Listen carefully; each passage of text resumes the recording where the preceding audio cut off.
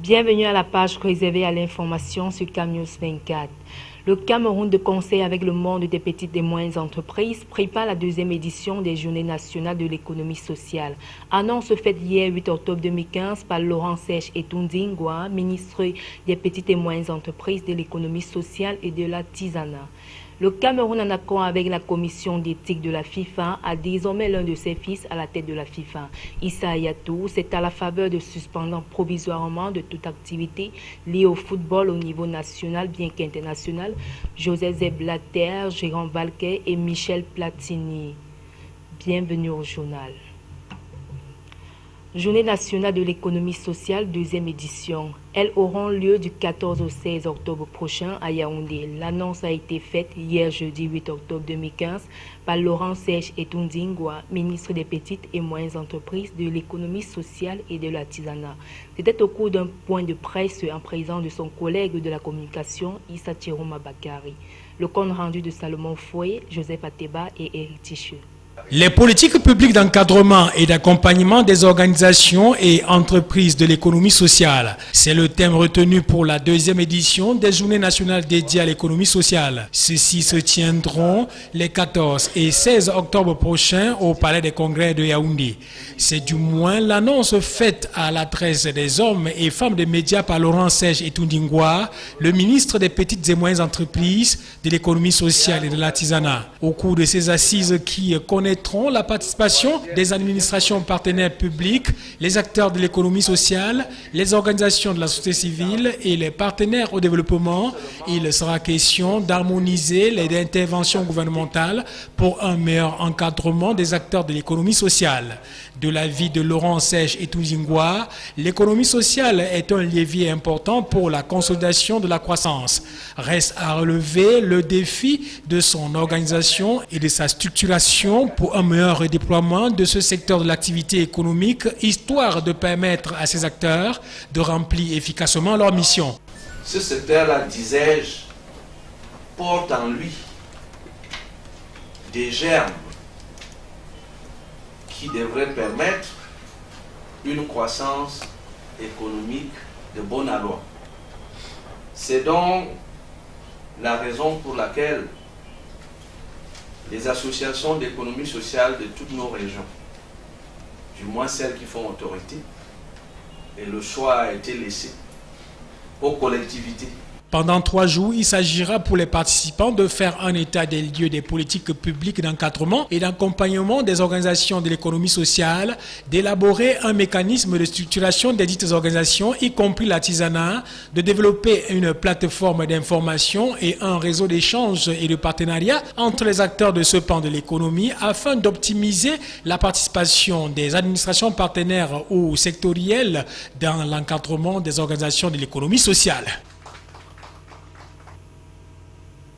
Renforcement des capacités des responsables sur les dépenses publiques. Le ministère des Finances renforce les aptitudes des responsables chargés des ressources financières des départements ministériels, des contrôleurs financiers et des autres acteurs de la chaîne pour une meilleure conduite du processus d'exécution du budget programme et pour une bonne élaboration des projets de performance dans l'avenir. C'était l'objectif visé du séminaire de formation organisé hier 8 octobre 2015 à Yaoundé. Au nom du ministre des Finances empêché, c'est le directeur général du budget, Antoine Félix Samba, qui a présidé la cérémonie d'ouverture. Jean-Pierre Bitongo, Marcel Vondor, Donna Ayouzoua. C'est depuis 2013 que le budget de l'État est voté et exécuté par programme. Des programmes qui reflètent les priorités nationales et qui sont préparés dans la perspective d'atteindre des objectifs précis. Si l'on peut se réjouir des résultats obtenus jusqu'ici, le directeur général du budget a relevé que la pluriannualité propre au budget programme est encore insuffisamment maîtrisée. À en croire Antoine Félix Samba, cela a des incidences sur le pilotage des programmes et l'exécution du budget en général.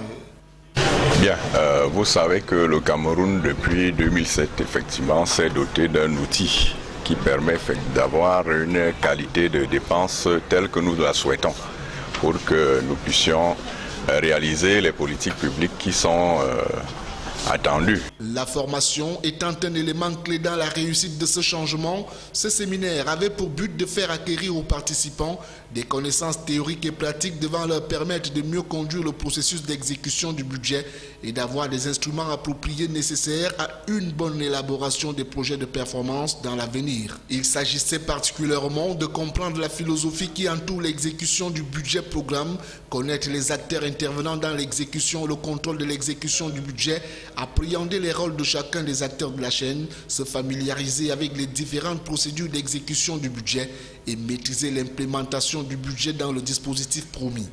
Il est important que nous puissions renforcer les capacités de nos responsables.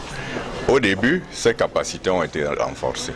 Nous avons une nouvelle application que nous avons implémentée et qui aujourd'hui permet de réaliser la dépense, d'implémenter la dépense publique. Nous pensons donc qu'un séminaire comme celui-ci est important parce que nous sommes à la fin du premier cycle triennal. On ose croire qu'avec les cartes exposées des encadreurs de haut niveau mis à contribution, les séminaristes sont désormais mieux outillés, mieux imprégnés pour être des maillons décisifs à l'atteinte des objectifs stratégiques que le chef de l'État Paul Biya a assignés au gouvernement dans le cadre de la politique des grandes réalisations. Hier, 8 octobre 2015, était Journée mondiale de la vue. Au-delà des discours et autres festivités liées à cette célébration, l'on s'est intéressé à un jeune Camerounais frappé de cécité depuis sa naissance. Ce dernier a choisi de faire de l'animation dans les grands carrefours de la capitale économique son gagne-pain quotidien. Reportage. C'est ici au carrefour de Koti que le jeune handicapé visuel passe la majeure partie de ses journées. Assis sur un tabouret, bâton à la main et tam-tam entre les jambes, il distille aux commerçants des lieux et autres passants les meilleures sonorités religieuses au rythme bien cadencé.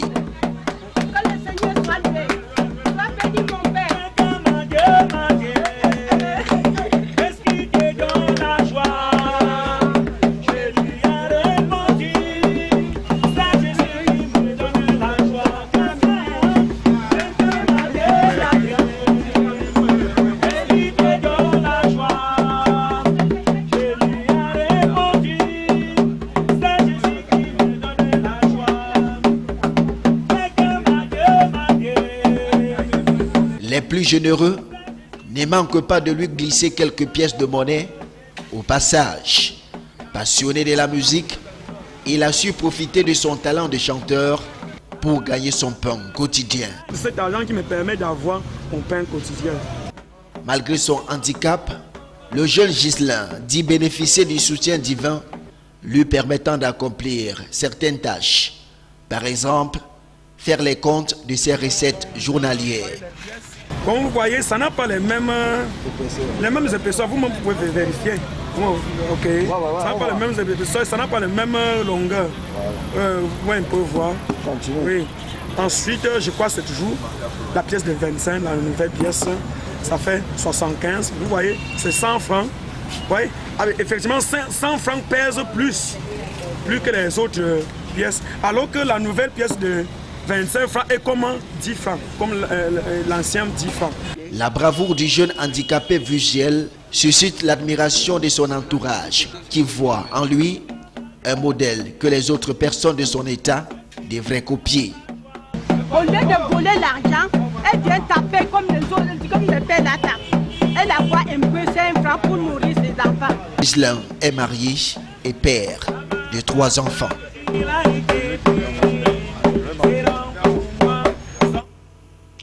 À l'extrême nord, la journée mondiale de l'habitat est célébrée en léger différé dans cette partie du pays. Les manifestations de cette 29e édition étaient présidées à Maroua par le secrétaire général des services régionaux, représentant personnel du gouverneur. Le compte rendu de Célestin Tabouli Succès et Donna Ayouzoua. De communion avec la communauté internationale et nationale, la région de l'extrême nord a célébré avec un léger différé la 29e édition de la journée mondiale de l'habitat. Sur le thème « Espace public pour tous », la manifestation de cette année met un accent particulier sur la sensibilisation des populations afin qu'elles gardent intact l'environnement. Dans sa prise de parole, le délégué régional de l'urbanisme et du développement urbain a fait savoir qu'en choisissant cette journée, les Nations Unies ont voulu amener la communauté internationale à réfléchir sur le droit fondamental de chaque citoyen à un abri convenable et rappeler la responsabilité collective dans le devenir de l'habitat humain à un moment d'urbanisation galopante. Mohamedou Bassirou a précisé que l'espace public peut être abordé sous les angles politiques, social, architectural et urbanistique ou coutumier. Selon lui, l'espace public est un ensemble d'espaces plus souvent ouverts et comporte aussi bien les rues, places et autres. Pour le secrétaire général des services régionaux, le thème choisi cette année tient compte des défis actuels auxquels les villes et centres urbains sont confrontés et qui sont relatifs au changement climatique, à l'assainissement, à la gestion des ordures, aux effets thermiques dans les bâtiments, à l'accès aux énergies renouvelables et à la dégradation du couvert végétal. Lui, Florent Ribouin Mamungam, a souligné que les espaces publics se présentent le plus souvent comme des endroits privilégiés de mise en œuvre de la politique écologique. Il a ensuite souhaité que les espaces publics et les rues soient bien gérés car ils sont un atout capital pour la viabilité et l'économie d'une ville. Sport FIFA, durant la période de suspension de 90 jours de Joseph Zell Blatter, ne pourra représenter la FIFA, ni agir au nom de l'organisation, ni communiquer avec les médias ou d'autres parties prenantes en tant que représentant, comme le dispose l'article 32 alinéa 6 de la FIFA. Issa Hayatou, en tant que vice-président le plus longtemps en fonction au sein du comité exécutif de la FIFA, assurera le rôle de président de la FIFA par intérim. Le portrait d'Issa Hayatou que nous signe Michel Ateva. Quelques instants après l'annonce de la suspension du président Blatter, la FIFA a confirmé le Camerounais Issa Hayatou comme président par intérim en vertu de l'article 32.6 des statuts de la fédération. Le plus ancien vice-président du comité exécutif va donc diriger la maison pendant 5 mois avant le congrès électif du 26 février 2016. Premier vice-président depuis plus d'1 an aujourd'hui, Issa Hayatou aura pour secrétaire général Marcus Kartner. Né le 9 août 1946 à Garoua dans le Nord, le président de la CAF trône à la tête de cette institution depuis 1988. Il va par la suite rejoindre la FIFA. Au Cameroun, le natif de Garoua a été tour à tour directeur des sports au ministère des Sports, secrétaire général puis président de la FECAFOOT, âgé aujourd'hui de 69 ans. Il passera le témoin au futur président de la FIFA le 26 février 2016. Fin du journal, mais avant le rappel des titres. Le Cameroun, en union avec le monde des petites et moyennes entreprises, prépare la 2e édition des Journées nationales de l'économie sociale. Annonce faite hier 8 octobre 2015 par Laurent Serge Etundingwa, ministre des petites et moyennes entreprises, de l'économie sociale et de l'artisanat. Le Cameroun, en accord avec la commission d'éthique de la FIFA, a désormais l'un de ses fils à la tête de la FIFA, Issa Hayatou. C'est à la faveur de la suspension provisoire de toute activité liée au football au niveau national, bien qu'international. Joseph Zell Blatter, Jérôme Valquin, Michel Platini. Bonne suite des programmes sur CAM News 24.